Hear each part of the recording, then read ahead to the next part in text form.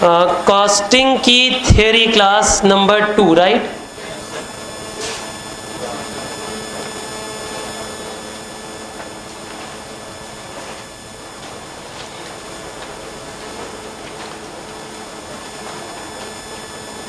Costing theory last class बेटा कुछ typical और कुछ नॉन टिपिकल दोनों तरह की थ्योरीज हमने डिस्कस करी, राइट? आज कुछ अच्छी टिपिकल थ्योरी हमने पढ़नी है। चलिए जिसे स्टार्ट किया जाए।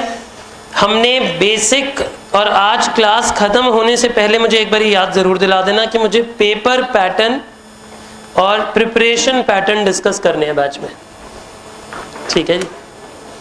ये मच अवेटेड होता है, काफ़ी लोग बहुत बारी पहले भी पूछ चुके हैं, but generally I keep it for the last theory class. अब बातचीत करते हैं, डायरेक्ट मटेरियल से ही डायरेक्ट स्टार्ट करें या अभी कम में बच्चे थोड़े, है ना? तो चलो एक आधे बीच में किसी और चैप्टर में घूम आते हैं। आओ बेटा एक बारी 2-3 छोटे मोटे चैप्टरों से ऐसी जनरल बातचीत कर लेते हैं। याद है इंटीग्रेटेड और नॉन इंटीग्रेटेड क्या होते हैं? आइए जरा देखिए एक बारी, सुनिए जरा। याद है इंटीग्रेटेड अकाउंट्स और नॉन इंटीग्रेटेड अकाउंट्स क्या होते हैं? ध्यान है जी। इंटीग्रेटेड अकाउंट्स और नॉन इंटीग्रेटेड, पहले बताओ नॉन इंटीग्रेटेड कौन से? नॉन इंटीग्रेटेड अकाउंट्स वो अकाउंटिंग सिस्टम होता है जिसमें अकाउंट्स अलग बनते हैं और कॉस्टिंग के रिकॉर्ड्स अलग बनते हैं, राइट? जिसमें कॉस्टिंग के रिकॉर्ड अलग बनाए जाते हैं, यानी कॉस्ट अकाउंटेंट अपना काम अलग से करता है और फाइनेंशियल अकाउंटेंट अपना काम अलग से करता है। उसे क्या बोलते हैं बेटा हम? कॉस्ट इंटीग्रेटेड या नॉन इंटीग्रेटेड? Non integrated. और फिर इंटीग्रेटेड किसे कहते हैं? इंटीग्रेटेड बेटा उन्हें कहते हैं जिनमें दोनों लोगों के अकाउंट्स को मिला दिया जाता है, यानी एक सिंगल सेट ऑफ अकाउंट्स बनाए जाते हैं, वो ही कॉस्ट अकाउंट्स होते हैं और वो ही फाइनेंशियल अकाउंट्स होते हैं। यानी कि देयर इज सिमेट्रिकल कॉम्बिनेशन। जैसे मैंने बताया था डीजे रीमिक्स्ड, याद है पंजाबी गाने के साथ साथ इंग्लिश गाना चलता रहता है, बिल्कुल वैसे ही देखा होगा ना बाजी, बिल्कुल वैसे ही क्या चलता है? फाइनेंशियल अकाउंट्स के साथ साथ बीच बीच में कौन इंटीग्रेटेड रहता है? Cost accounts. क्या इंटीग्रेटेड सिस्टम में सिंगल प्रॉफिट फिगर आएगी या मल्टीपल प्रॉफिट फिगर्स आएंगी? सिंगल प्रॉफिट फिगर आएगी। और किस चीज का कलेश ही नहीं होगा? रिकंसिलिएशन। बेटा क्या होता है, अब मैंने दो सेपरेट अकाउंट्स बनाए, देखो जरा एक बारी बोर्ड पे। अब मानो कि अगर हम कॉस्टिंग और फाइनेंशियल दोनों बनाते हैं, अगर नॉन इंटीग्रेटेड सिस्टम है तो ये होगा कि कॉस्टिंग की आप अलग रिकॉर्ड बनाएंगे। कॉस्टिंग रिकॉर्ड भी याद है 2 तरह से बनते हैं, एक कॉस्ट शीट वाले फॉर्मेट में और एक कॉस्ट अकाउंट्स वाले फॉर्मेट में। याद आया कौन कौन से कॉस्ट अकाउंट्स होते हैं? उनके अकाउंट्स। तो इनका कॉस्टिंग प्रॉफिट अलग निकलेगा। प्रैक्टिकली जब ये सब पढ़ाया गया होगा तो बहुत डिटेल में डिस्कस कर लिया गया होगा, राइट? ये कॉस्टिंग रिकॉर्ड अलग होंगे और फाइनेंशियल रिकॉर्ड्स कौन से होंगे? अलग। फाइनेंशियल में वो जो ट्रेडिंग P&L वगैरह आप बनाते हो, राइट? तो उनका प्रॉफिट जो होगा वो अलग होगा, फाइनेंशियल प्रॉफिट जिसे आप बोलते हो। क्या ये दोनों फिगर्स मैच करेंगी या इन्हें रिकंसाइल कराना पड़ेगा? रिकंसाइल कराना पड़ेगा, राइट? लेकिन अगर यहीं पर इंटीग्रेटेड सिस्टम आ जाता, इंटीग्रेटेड मतलब कौन सा होता है? याद है डीजे मिक्स। कौन सा मिक्स? DJ mix. पंजाबी और इंग्लिश गाने साथ साथ। अब इसमें क्या होता है, कॉस्टिंग भी एक ही बुक्स में चल रही है और फाइनेंशियल भी एक ही बुक्स में चल रही है, राइट? अब एक बार एक बच्चा कहता है सर इसमें कौन सी बड़ी बात है, मैं कॉस्टिंग और FM दोनों एक ही रजिस्टर में करता तो हूं। अबे मूर्ख, एक ही बुक का मतलब ये नहीं कि एक ही कॉपी लगाई हुई हो, पर वो सेम सेट ऑफ बुक्स चल रही हो, मतलब एक ही अकाउंट में इंफॉर्मेशन हो, एक ही प्रॉफिट आए। अब जब एक ही प्रॉफिट आएगा तो बताओ क्या रिकंसिलिएशन चाहिए या नहीं चाहिए? रिकंसिलिएशन ऐसे में नहीं चाहिए। क्यों नहीं चाहिए बेटा आपको रिकंसिलिएशन? क्योंकि जब आप कंबाइंड प्रॉफिट बनाते हो तो रिकंसिलिएशन की जरूरत आपको नहीं पड़ती है। बोलिए इतना भी समझ आ गया सबको? सबको? तो बताओ बेटा एडवांटेजेस क्या होंगी इंटीग्रेटेड सिस्टम की, ये बताओ। पहले तो एडवांटेजेस क्या होंगी, क्या क्या फायदे मिलते हैं हमें इंटीग्रेटेड सिस्टम से? टाइम सेव होता है, मनी सेव होती है, लेबर सेव होती है, एफर्ट सेव होते हैं, राइट। मोर डिटेल्ड पैटर्न है बेटा, कैसा पैटर्न है? मोर डिटेल्ड पैटर्न है, क्योंकि अगर दोनों अकाउंटिंग साथ साथ चलती है, ये पढ़ाई जाती है बहुत डिटेल में, क्लास में पढ़ाता हूँ, याद है? जिन्होंने अटेंड किया हुआ है चैप्टर उन्हें ध्यान होगा, पूरा एक चार्ट सा बनाते हैं, एक नक्शा बना देते हैं बहुत बड़ा, पूरा बोर्ड भर देते हैं, 2-2 पेज लग जाते हैं। वो फ्लो भी याद है सबको? चलो अभी तो टाइम है हमारे पास, 2 मिनट में रिव्यू करें। जिन्होंने पढ़ा हुआ वही बोलेंगे, बाकी तो वैसे भी कुछ नहीं बोल सकते। पहला सबसे इंपॉर्टेंट अकाउंट GLA, कौन होता है ये? General ledger adjustment account. GLA से एंट्री कहाँ आती है सबसे पहले? SLA। SLA मतलब स्टॉक लेजर एडजस्टमेंट अकाउंट। उससे सामान अगर डायरेक्ट पर्पस के लिए जाता है तो किस में कूदता है? WIP। और अगर इनडायरेक्ट के लिए जाता है तो फैक्ट्री ओवरहेड या ऑफिस ओवरहेड या तो सेलिंग ओवरहेड। याद आया? क्या इनमें डायरेक्ट एक्सपेंसेस जा सकते हैं? जा सकते हैं। कौन कह रहे हैं नो? डायरेक्ट एक्सपेंसेस अगर इन डिपार्टमेंट के लिए इनकर होते हैं तो वो किससे जाते हैं? सीधे सीधे GLA से जाते हैं। अगर लेबर पे करते हैं तो क्या एंट्री आती है? Wage ledger control account to GLA। याद आया? पहले वेज का डिब्बा भरता है, फिर वो वेज का डिब्बा कहाँ जाता है? बताओ। डायरेक्ट पर्पस के लिए जाएगा तो किस में जाएगा? WIP। और इनडायरेक्ट के लिए जाएगा तो फैक्ट्री ओवरहेड, ऑफिस ओवरहेड या फिर सेलिंग ओवरहेड।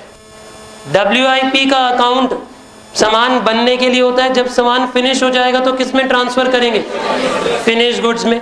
याद आया? वो पूरी चेन फिनिश गुड्स चली जाती है कॉस्ट ऑफ सेल में, कॉस्ट ऑफ सेल चला जाता है कॉस्टिंग PNL में, कॉस्टिंग PNL चला जाता है तो जहां से जन्म हुआ था वहीं मरता है जाके। याद आया? तो GLA टू GLA, वो पूरा चार्ट याद है सबको? शाबाश। तो फिर तो चैप्टर ही याद है बेटे पूरा। बेटा जब ये चार्ट भूल गए तो ध्यान रखना चैप्टर भी भूल जाओगे अपने आप। बोलो इतना सब समझ आ गया? अच्छा, जो GLA होता है वो किनके लिए कॉमन नाम होता है ये बताओ? डेटर, क्रेडिटर, कैश, बैंक, याद है? आउटस्टैंडिंग, प्रीपेड, सबके लिए कॉमन नाम GLA। और जब इंटीग्रेटेड सिस्टम बनता है तो क्या GLA आता है? तब GLA नहीं आता। शाबाश। सबको ये सब ध्यान आ गया? अच्छा बेटे एक बात हो, इंटीग्रेटेड सिस्टम लगाना, बातें करना तो बड़ा अच्छा लगता है, पर क्या ये लगाना आसान है या विवाद होता होगा? बहुत दिक्कत होती होगी। क्यों बेटे? फाइनेंशियल और कॉस्टिंग डिपार्टमेंट आपस में भिड़ जाएगा, वो कहेगा मैं मिलके नहीं काम करूंगा। सही बात है कि नहीं? और वो भिड़ जाएंगे आपस में। तो पहली बात, यूनिटी लाना बड़ा टफ है, कॉमन स्टैंडर्ड बनाना बड़ा टफ है, क्योंकि अकाउंट्स के अपने स्टैंडर्ड है, कॉस्टिंग के अपने स्टैंडर्ड है, वो मैच नहीं करते कई जगहों पे, उनमें आपस में विचित्रताएं हैं, विभिन्नताएं हैं, तो उन्हें मैच करवाना बड़ा टफ है। तो इंटीग्रेटेड में बड़ी दिक्कतें आएंगी। मैं सिर्फ रीड आउट कर रहा हूँ, सुनो, सुनने से ही याद हो जाएंगी कि क्या क्या लिमिटेशंस और क्या क्या परेशानियां आ सकती हैं। देखो पहली बात तो वो पूछ रहा है कि प्री रेक्विजिट क्या है। प्री रेक्विजिट मतलब क्या क्या चीजें जरूरी हैं हमारे लिए। तो सुनिए, the management decision about the extent of integration. पहली बात तो मैनेजमेंट को यह देखना पड़ेगा कि अगर जुड़ना है तो किस हद तक जुड़े। ये क्वेश्चन नंबर 15 है नॉन इंटीग्रेटेड अकाउंट्स का।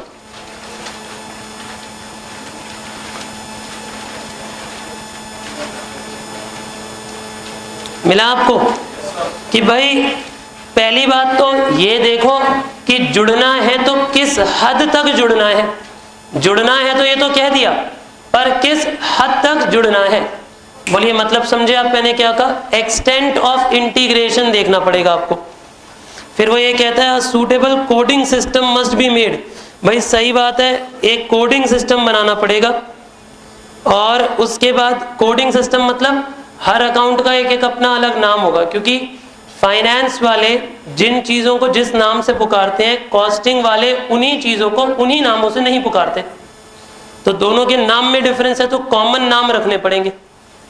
जैसे ओवरहेड एब्जॉर्ब्ड और ओवरहेड इनकर्ड दो अलग चीजें होती हैं। इनकर्ड मतलब एक्चुअल का खर्चा और एब्जॉर्ब्ड मतलब जितना प्लान किया था बजटेड लेवल पे। कुछ याद आया आपको? इसके बहुत डिटेल्ड हमने क्वेश्चंस भी किए हैं, absorbed, under absorption, over absorption, बहुत क्वेश्चन कराए हैं इसके। फिर अगला कहते हैं एन अग्रीड रूटीन।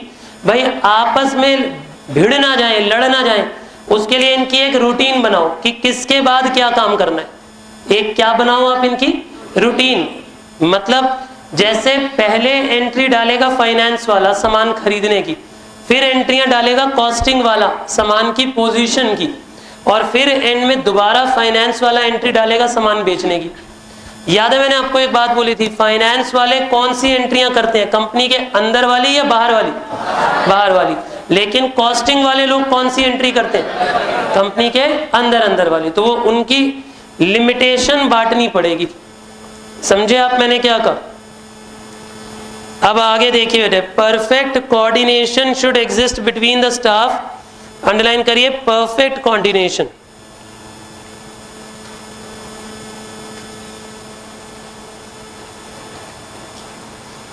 बोलिए इतना समझे आप मैंने क्या कहा? इस परफेक्ट कोऑर्डिनेशन रिक्वायर्ड।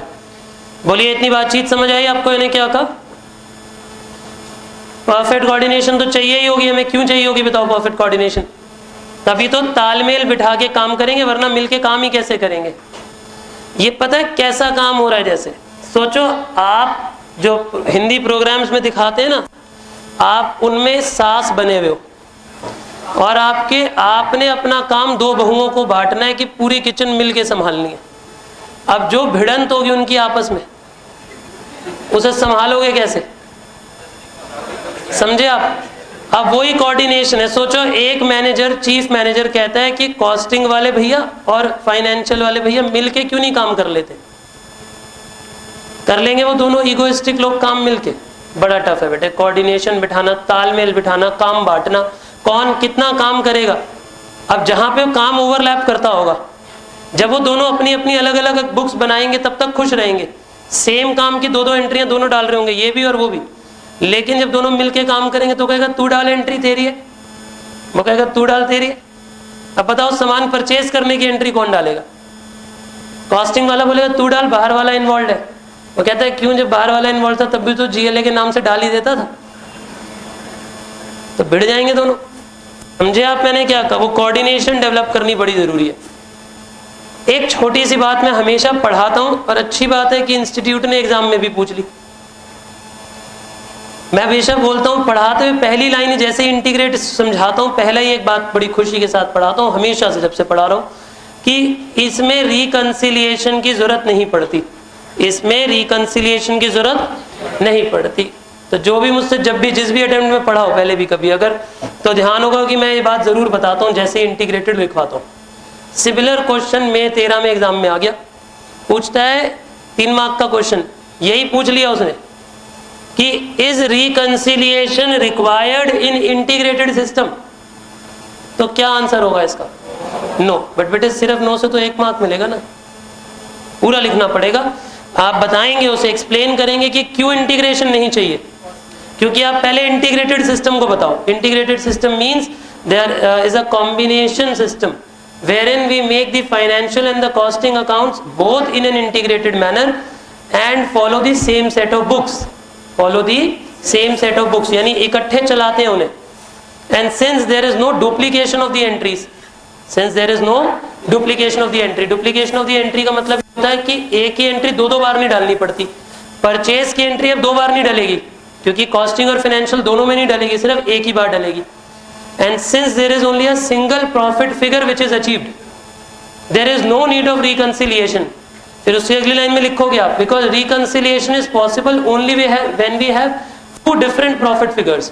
बेटे reconciliation कब हो सकती है? When we have 2 different profit figure. तालमेल तब बिठाओगे ना जब 2 अलग अलग चीजें होंगी और उनके बीच में बैलेंस नहीं बैठ रहा होगा। लेकिन अगर एक ही चीज हो तो उसके बीच में बैलेंस बिठाने का कोई मतलब ही नहीं है। बोलिए मतलब समझ आया आपको मैंने क्या कहा? यानी तालमेल तो तब बिठाना पड़ेगा जब आपके पास 2 अलग अलग चीजें हों।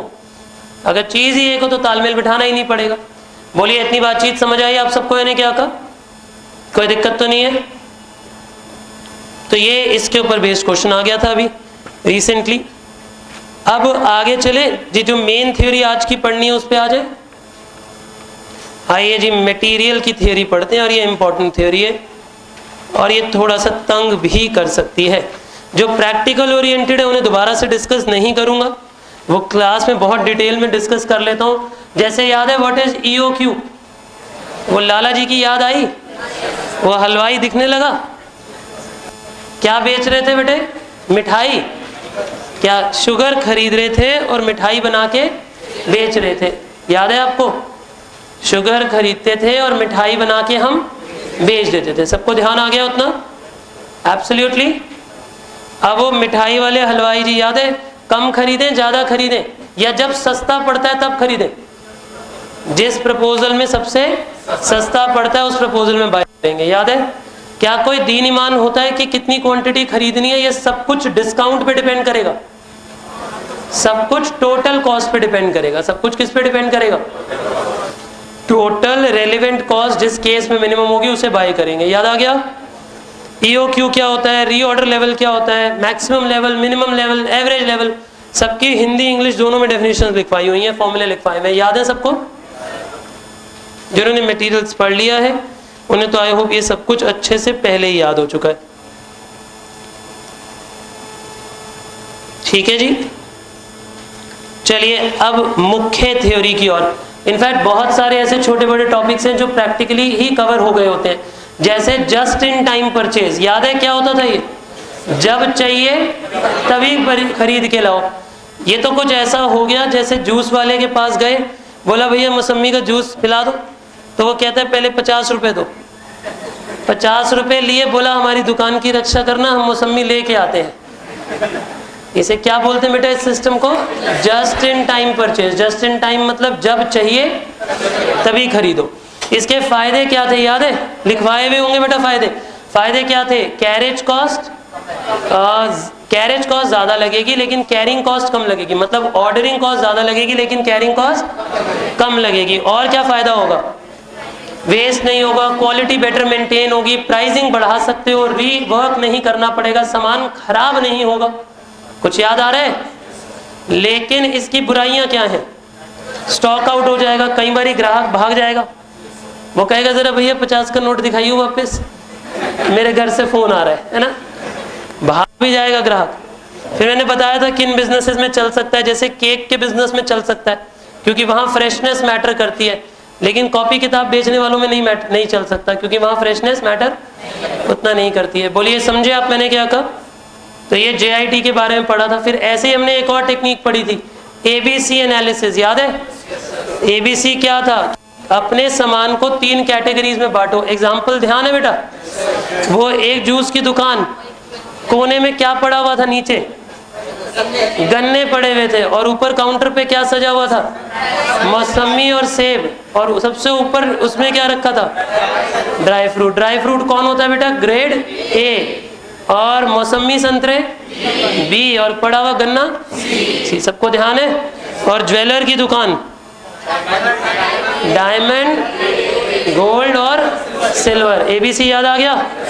पूरा एग्जाम्पल प्रैक्टिकल सब ध्यान आ गया पूरा? शाबाश बेटा शाबाश, मुझे यही उम्मीद थी आपसे। चलो फिर अब सर वो थ्योरी पढ़ाओ जिसके लिए हम आए हैं। ये सब तो हमें पहले ही पता था। ठीक है बेटा आ जाओ। फिर एकदम भागते हुए कूदते हुए आना और हाँ एकदम जंप कर लेना बेटा।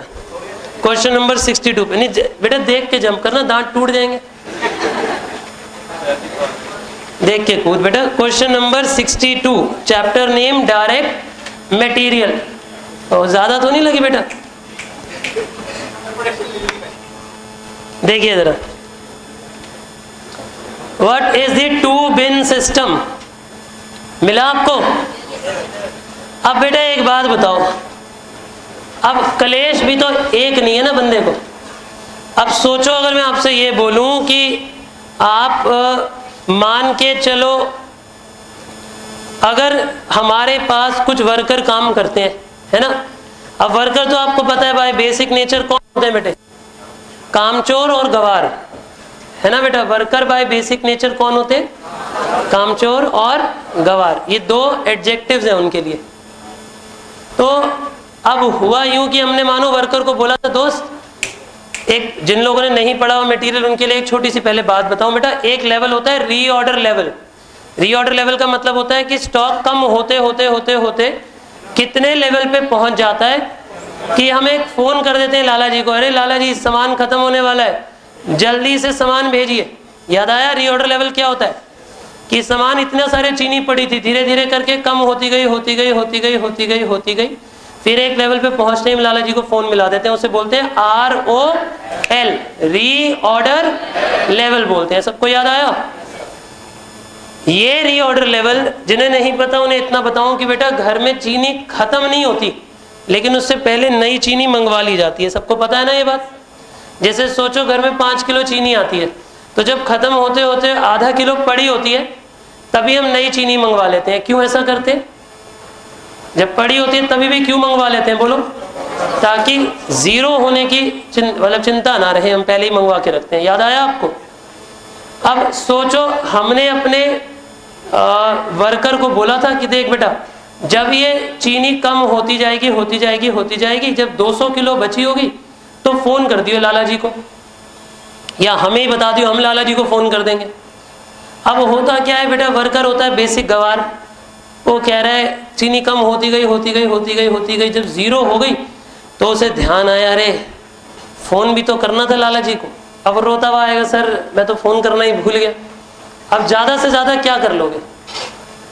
एक आधा चांटा बजा लोगे बेटे, और क्या कर लोगे? जान थोड़ी ना ले लोगे उसकी। लेकिन अब जब लाला जी 3 दिन बाद चीनी भेजेंगे, तो जो 3 दिन, अगर 3 दिन तक स्टॉक आउट रहेगा, समझे, 3 दिन तक प्रोडक्शन नहीं चल पाएगी, काम नहीं होगा, उसकी जिम्मेदारी किसकी? गलती तो आपकी है। इसीलिए एक नया सिस्टम लाया गया। इसमें क्या कहते हैं, वर्कर पे बिल्कुल भरोसा मत करो, क्योंकि वर्कर कौन होता है बेटा? कामचोर और गवार। और भूल जाएगा, पक्का भूल जाएगा। ऐसा होता है बेटा। आप उनकी क्या बात करो, मम्मी कहीं बाहर जाती हैं, बोलती हैं बेटा शाम को पानी आएगा मोटर चला दियो, कितनों को याद रहता है? बताओ, हंस रहे मूर्ख। खुद को इतना नहीं याद रहता, वर्कर को डांट रहे हो, बताओ, रीऑर्डर लेवल के लिए। अब अच्छा, मैं उस टाइम पे घर पे ही नहीं होता बेटे, मुझ पे क्या इल्जाम लगा रहे हो? सुनो जरा। अब हुआ यूं कि सामान कम होते होते जीरो ना हो जाए, इसलिए एक सिस्टम बना, 2 बिन सिस्टम। 2 बिन सिस्टम मतलब हम अपने वर्कर को बुलाते हैं, उसके सामने 2 डब्बे रख देते हैं, एक बड़ा डब्बा एक छोटा डब्बा। बड़ा भी पूरा भर देते हैं, छोटा भी पूरा भर देते हैं, और उसे ये बोल देते हैं कि जब पूरा डब्बा बड़ा वाला खत्म हो जाए ना तो फोन कर दियो लाला जी को। यानी छोटे वाले में 200 किलो चीनी पहले ही रख लेते हैं, जो हमारा ROL था उसे अलग रखते हैं, ताकि जब पूरी बड़े वाले डब्बे में चीनी खत्म हो जाएगी तब तो उसे ध्यान आ ही जाएगा कि चीनी खत्म हो गई, और वो दूसरा डब्बा स्टार्ट करने से पहले लाला जी को फोन कर दे। समझे? पढ़ो जरा। Under this system each bin is divided into 2 part. One smaller part should stock the quantity equal to minimum stock level or even the ROL and the other to keep the remaining quantity। अब एक बात बताओ, इतना typical question है, अब सुन लिया बेटे, समझ आ गया। अब जब मर्जी एग्जाम में आ जाए लिखाएगा बेटा, पर जब तक ना पढ़ाओ, है ये 1-1.5 मिनट की डेफिनेशन, पर सोचो जब तक ना पढ़ाओ और एग्जाम में आ जाए तो कौन लिख देगा पहली बार में एग्जैक्ट? क्योंकि खुद से नाम से तो कुछ समझ नहीं आता। 2 बिन सिस्टम क्या मतलब हुआ? 2 बिन सिस्टम कोई सिस्टम ही नहीं हुआ। 2 बिन का मतलब 2 डब्बे रखेंगे, अब से 2 डब्बे रखा करेंगे, एक डब्बे में पूरा सामान रखेंगे जितना मंगवाएंगे, और एक में कितना रखेंगे? ROL के जितना, रीऑर्डर लेवल, ताकि जब भी सामान खत्म हो जाएगा बड़े डब्बे में, हमें ध्यान आ जाएगा कि हमें दोबारा ऑर्डर प्लेस करना है। लिखिए जरा। यानी अब से स्टॉक 2 डिब्बों में रखा जाएगा, यानी अब से स्टॉक 2 डिब्बों में रखा जाएगा, एक बड़े डिब्बे में, एक बड़े डिब्बे में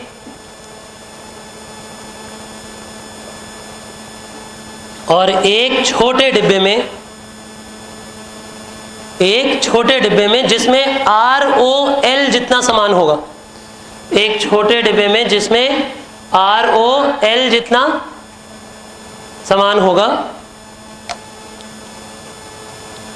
ताकि जैसे ही बड़ा डिब्बा खत्म हो, ताकि जैसे ही बड़ा डिब्बा खत्म हो ये पता लग जाए कि लाला जी को ऑर्डर भेजने का टाइम हो गया है, ताकि जैसे ही बड़ा डिब्बा खत्म हो जाए ये पता लग जाए कि हमें रीऑर्डर प्लेस करना है। बोलिए इतना समझ आ गया जी आपको इन्हें क्या कहा? कोई दिक्कत तो नहीं है जी?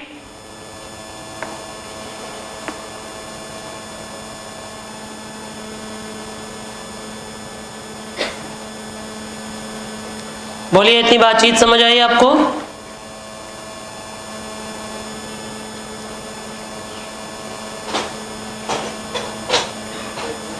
चलिए अब आगे आते हैं जरा।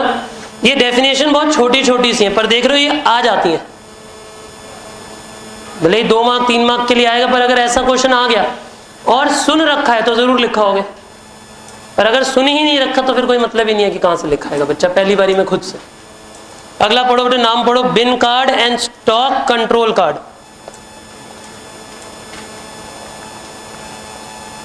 अच्छा पहले एक बात हो, बिन का मतलब क्या होता है ये तो जानते हो? बिन मतलब डब्बा, इंग्लिश वाला बिन बेटा, हिंदी नहीं, विदाउट नहीं, बिन मतलब डिब्बे को बोलते हैं, राइट? तो देखो ये बिन कार्ड का मतलब क्या हुआ? हिंदी में बिन कार्ड नहीं बेटा, इंग्लिश में BIN, बिन कार्ड। क्या मतलब हुआ इसका? इसका मतलब हुआ एक ऐसा कार्ड जो डब्बे के साथ ही चिपका दिया जाता है, एक ऐसा कार्ड जो डब्बे के साथ ही चिपका दिया जाता है, जिसपे उस डब्बे की सारी क्वांटिटीज लिख दी जाती हैं। जैसे सोचो इधर एक डब्बा पड़ा है, उस डब्बे के ऊपर एक कार्ड लगा देते हैं, उस कार्ड पे उसकी सारी डिटेल लिख देते हैं कि एग्जाम्पल लो, इसमें 100 रुपए किलो वाला वो चावल है जो मिस्टर राम की शॉप से मंगवाया था इस डेट को, समझे आप? तो क्वांटिटी रिसीव्ड लिख दी। फिर जिसने जितनी क्वांटिटी उस डब्बे में से निकाली होगी वो अपने नाम से एंट्री डाल देगा कि मैंने 30 किलो सामान इसमें से निकाला, ये नेम है और इस डेट को निकाला। फिर किसी और ने 15 किलो निकाला तो वो 15 किलो लिख देगा। इसका फायदा क्या होता है कि सिर्फ उस बिन कार्ड को पढ़कर 1 मिनट में उस डब्बे में कितना बैलेंस बचा है ये पता लग जाता है, प्लस इसमें कौन से नेचर का हमारे पास सामान पड़ा है, क्या सामान पड़ा है, क्या है क्या नहीं है, उस सारे की डिटेल मिल जाती है। उस सब चीज़ों की क्या मिल जाती है बेटा? हमें डिटेल मिल जाती है। बोलिए इतना समझे आप मैंने क्या कहा? तो बिन कार्ड कहाँ रखा होता है? क्या अकाउंटेंट के पास रखा होता है या डब्बे पे चिपका हुआ होता है? चिपका होता है या उसमें पड़ा होता है, तभी उसका नाम है बिन कार्ड। समझे आप मैंने क्या कहा? और एक और होता है बेटे stock control card. Stock control card क्या होता है? जैसे सोचो जैसे स्कूल वगैरह में आपकी फी कलेक्शन के कार्ड होते हैं ना, आपने देखा है फी कलेक्शन के एक कार्ड होते हैं, आपके नेम का एक कार्ड होता है, उस पर आपका नेम, आपका क्लास, बैच, सब कुछ डिटेल लिखी होती है, मे बी फ़ोन नंबर्स भी लिखे होते हैं, और साथ में मंथ वाइज आपकी फ़ी रिकॉर्डेड होती है, करेक्ट? इसे लिखा होता है, तो वो आपका एक तरीके से फ़ी कार्ड है। फ़ी कार्ड का मतलब है वो आपके पास नहीं रहता होगा पर आपके स्कूल के ऑफिस में पड़ा रहता होगा एक जगह, राइट? बिल्कुल वैसे ही अगर हमारे गोदाम में 10 तरह का सामान पड़ा है तो उस 10 तरह के सामान के लिए हमारे पास कार्ड्स रखे हुए होते हैं। हर तरह के इंफॉर्मेशन, जो इंफॉर्मेशन बिन कार्ड पे होती है ना, वही इंफॉर्मेशन और डिटेल्ड वे में स्टॉक कंट्रोल कार्ड में होती है, पर ये डिब्बे पे चिपके हुए नहीं होते, ये अलग होते हैं। दोनों तरह के कार्ड्स में अंतर समझ आ गया? बिन कार्ड किस में पड़े होते हैं या किसके साथ चिपके होते हैं? बॉक्स के साथ चिपके हुए होते हैं, बॉक्स में पड़े होते हैं। लेकिन स्टॉक कंट्रोल कार्ड बॉक्स में चिपके हुए नहीं होते हैं। बोलिए इतना समझ आ गया सबको? चलिए आगे पढ़, लिखिए जरा इसमें बिन कार्ड्स के साथ लिखिए, ऐसे लिखिए, ये कार्ड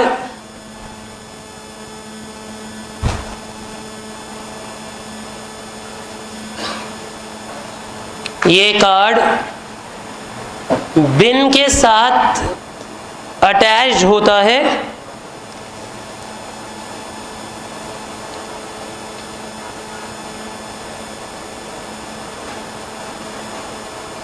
ताकि स्टॉक की आइडेंटिफिकेशन हो सके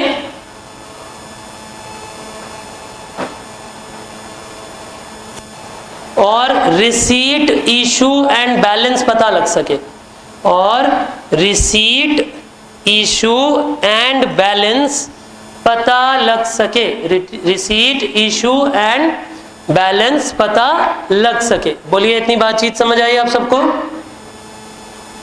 रिसीट, इशू एंड बैलेंस पता लग सके। बोलिए, इतनी बातचीत क्लियर है सबको?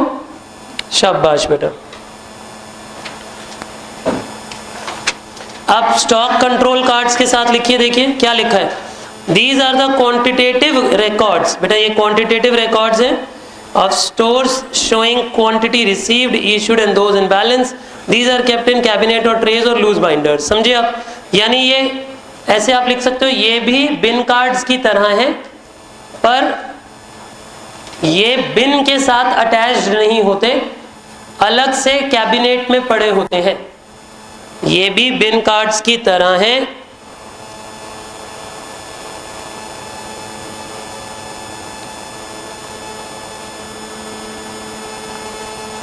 बोलिए इतना समझे आप? पर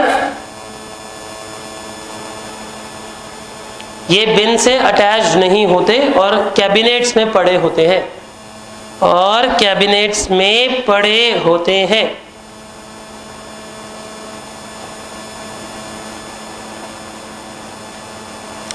बोलिए, क्लियर है इतना? बातचीत समझ आई सबको? शाबाश बेटा। अच्छा, इनकी एडवांटेज डिसएडवांटेज तो फर्स्ट रीडिंग से ही समझ आ जाएगी। एक बात है, अगर बिन कार्ड है, अगर वो बिन के साथ ही अटैच थे तो इसका मतलब क्या हुआ? अगर वो बिन के साथ ही अटैच है तो जल्दी क्विकली आपको रिव्यू मिल जाता है, क्विकली आप क्वांटिटीज देख सकते हो, स्टॉक को आइडेंटिफाई जल्दी से कर सकते हो। लेकिन उसमें डिसएडवांटेज क्या है? वो कार्ड गंदे हो जाते होंगे, उन पे ऑयल, ग्रीस गंदे हो जाएगा, जिस भी सामान में रखोगे उससे टच होगे, क्योंकि वर्कर्स का हाथ लगेगा उसमें, रिकॉर्डिंग करना डिफिकल्ट हो जाएगा उसमें, करेक्ट। लेकिन वहीं पर अगर हम स्टॉक कंट्रोल कार्ड की बात करें तो वो क्लीन है, लेकिन वो quick and easy identification allow नहीं करता, वो quick and easy identification allow नहीं करता। बोलिए, इतना समझ आ गया जी सबको? Perfectly good. अब आगे देखिए, जब बिन कार्ड और स्टोर लेजर में डिफरेंस पूछ रहा है आपको। अच्छा बेटा, स्टोर लेजर बिल्कुल अलग चीज है। स्टोर लेजर क्या होते हैं जानते हो आप? फीफो लीफो के रिकॉर्ड्स जो हमने बनाने सीखे, सीपीटी में भी सीखे, इनफैक्ट आईपीसीसी में भी दोबारा सिखाए गए होंगे। फीफो याद है, first in first out. LIFO ध्यान है, last in first out. Weighted average method, periodic weighted average, moving weighted average, याद आए सब कुछ? उन सबके क्वेश्चंस कराए गए हैं बेटे आपको क्लास में। तो उनके जब पूरे रिकॉर्ड बनाए जाते हैं तो उन्हें बोला जाता है स्टोर लेजर। उन्हें क्या बोला जाता है? एक बार देखो, बिन कार्ड में और स्टोर लेजर में क्या डिफरेंस है।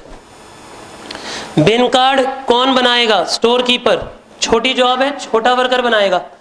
स्टोर लेजर कौन बनाएगा? कॉस्टिंग डिपार्टमेंट बनाएगा, बड़ा काम है, बड़ा वर्कर बनाएगा।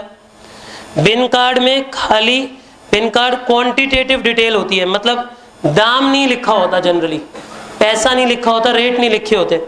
पर स्टोर लेजर में याद है 3 कॉलम बनते हैं, quantity, at the rate and amount. तो उसमें क्वांटिटी अमाउंट भी बताई जाती है। अब बिन कार्ड में देखिए, entries are made when transactions take place. Entries are made when transactions take place. Entries कब की जाती हैं? जब हम ट्रांजैक्शंस करते हैं। और आगे देखिए, ट्रांजैक्शंस में be summarised and then posted. देखो बेटा, बिन कार्ड में क्या होता है, जरा इस बात को समझना। जैसे ही अगर मैंने एक डब्बे में से सामान निकाला तो मुझे उसी वक्त उस बिन कार्ड पे एंट्री करनी है, राइट। लेकिन स्टोर लेजर में क्या होता है, कई बार ऐसा होता है सामान आज निकाल लिया, नई एंट्री करी, कल भी नहीं करी, परसों भी नहीं करी, 4-5 दिन की एंट्रियां इकट्ठे कर दी, तो वहां पे कॉम्बाइंड एंट्रीज भी हो सकती हैं। लेकिन बिन कार्ड पे तो हैंड टू हैंड उसी वक्त एंट्री होगी। समझे आप मैंने क्या कहा? अब आगे आ जाइए। अब right a short note on FIFO. ये सब हम जानते हैं, फीफो लीफो ये सब क्या होता है ये हम ऑलरेडी जानते हैं। सबको ध्यान है बेटा? इनके बारे में क्लासेस में ऑलरेडी डिस्कशन हो चुका है। बताओ बेटा, बिन कार्ड वगैरह समझ आ गया अच्छे से? चलिए अब और आगे की डिटेल पढ़ते हैं। देखिए एक बार आइए क्वेश्चन नंबर 88 पे, परचेज रेक्विजिशन। परचेज रेक्विजिशन मिला आपको? देखिएगा जरा बेटा आप ध्यान से, थोड़ी देर। सब लोगों को स्क्रीन ठीक से दिख पा रही है? किन्हीं लोगों को अगर सीट्स में दिक्कत है तो आगे कुछ सीट्स वेकेंट हैं, एक बार आगे आ जाइए।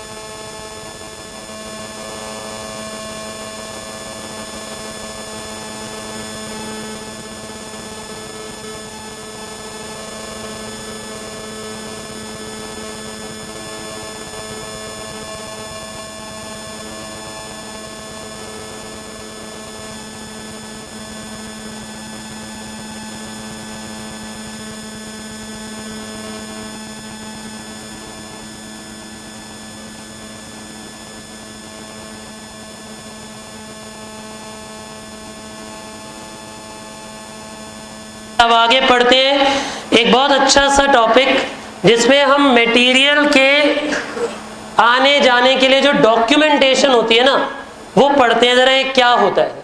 आइए थोड़ी देर पेन वेन रख दीजिएगा, पहले सिर्फ समझिएगा अच्छे से।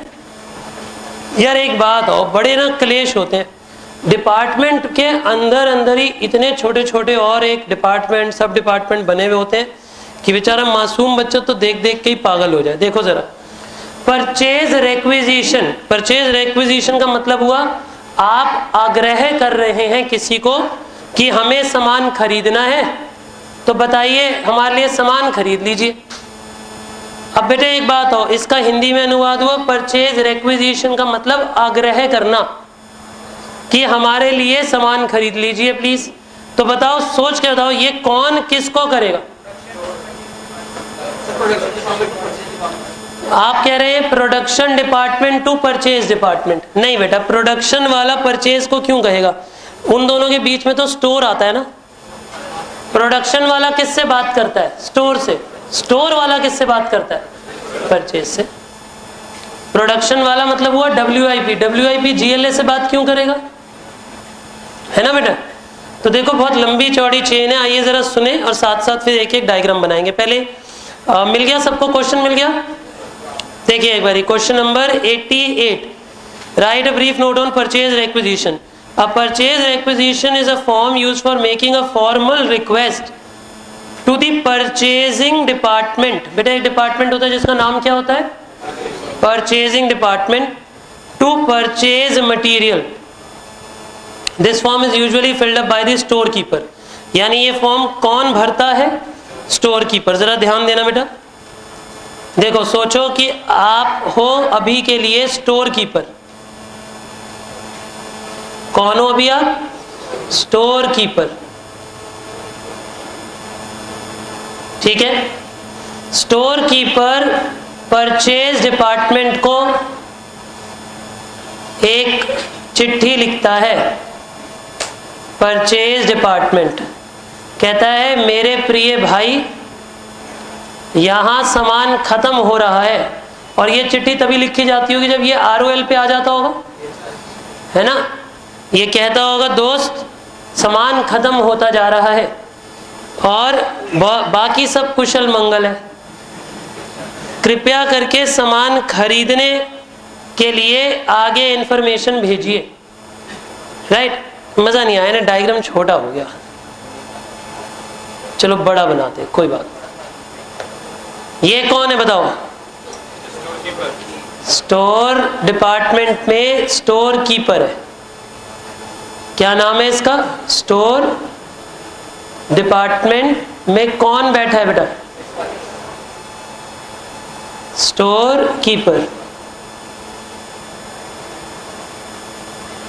ये कौन है बेटा? Purchase department. इसने कहा चिट्ठी लिखी, इस चिट्ठी का नाम क्या होता है बताओ? क्या नाम रखा आपने इस चिट्ठी का? Purchase requisition.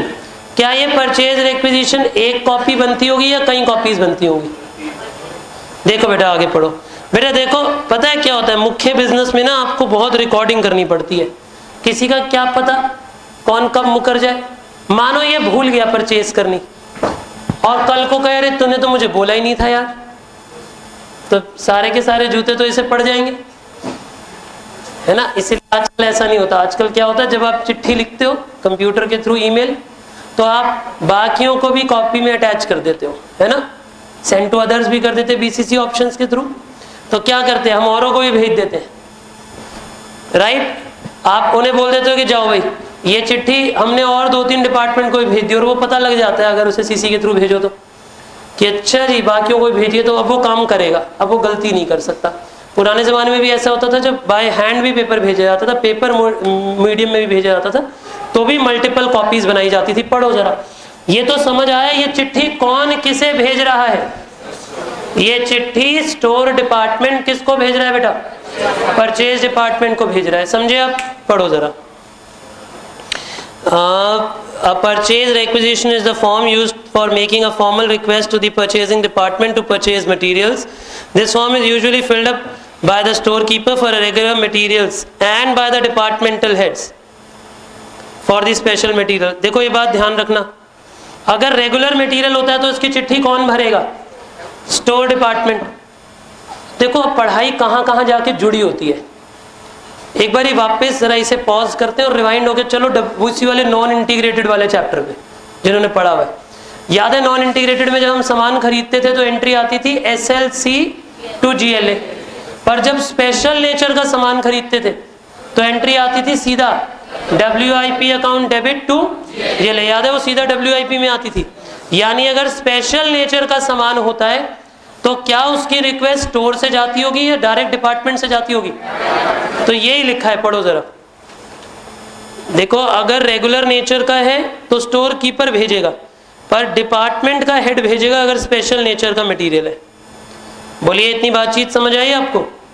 The requisition form is duly signed by either works manager or plant superintendent in addition to one originating it. मतलब जो इसे बना रहा है वो भी साइन करेगा और सुपरिटेंडेंट वगैरह भी साइन करेंगे बेटा, क्योंकि जब साइनिंग होती है तो पता लग जाता है कि ये डॉक्यूमेंट असली है, फर्जी नहीं है, नकली नहीं है। राइट, अब आगे देखिएगा एक बारी ध्यान से। अब वो ये कहता है कि 4 copies are prepared to be used. एक जाएगी परचेज डिपार्टमेंट को बेटा, पहली कॉपी किसे जाएगी? परचेज डिपार्टमेंट को। दूसरी कॉपी जाएगी प्लानिंग डिपार्टमेंट को। प्लानिंग डिपार्टमेंट वाले फिर कंपेयर करेंगे ना, वेरिएंस वगैरह कैलकुलेट करेंगे कि कितना खरीदा, कितना यूज किया, कितना यूज करना चाहिए था, वो प्लानिंग वालों के पास भी इंफॉर्मेशन जाती है। इसलिए बोलिए इतना समझे आप मैंने क्या था? किनके पास इंफॉर्मेशन चली जाती है बेटा?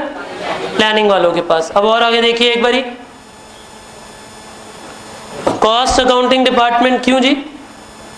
कॉस्ट अकाउंटिंग डिपार्टमेंट को कॉस्ट पता तो लगनी चाहिए, और अगला है स्टोर डिपार्टमेंट। अगला कौन है आपका? Store department. अच्छा एक बात और, स्टोर डिपार्टमेंट अपने पास क्यों रखता है? वो ये प्रूफ रखता है कि हमने कितने का सामान मंगवाया था, क्या मंगवाया था, कौन सी क्वालिटी का मंगवाया था, क्योंकि सब कुछ लिखेंगे ना उसमें कि हमें इस कैटेगरी का ये वाला सामान इतनी क्वांटिटी में चाहिए। कल को दूसरा बंदा झूठ बोल दे गलत सामान मंगवा के, फिर अपने हाथ पक्के रखने चाहिए ना हमेशा, तो आप पूरा रिकॉर्ड रखते हो। हम जब दुकान वाले भैया से भी सामान मंगवाते हैं तो पूरी एक लिस्ट की कॉपी रख लेते हैं अपने पास कि हमने क्या मंगवाया था, हमें पता हो, ताकि अगर वो गलत सामान भेजे तो हम उसे कैच कर सकें। बोलिए इतना समझे आप मैंने क्या कहा? लिखिए जरा, इसके ऊपर लिखिए, ऐसे लिखो, ये स्टोर डिपार्टमेंट से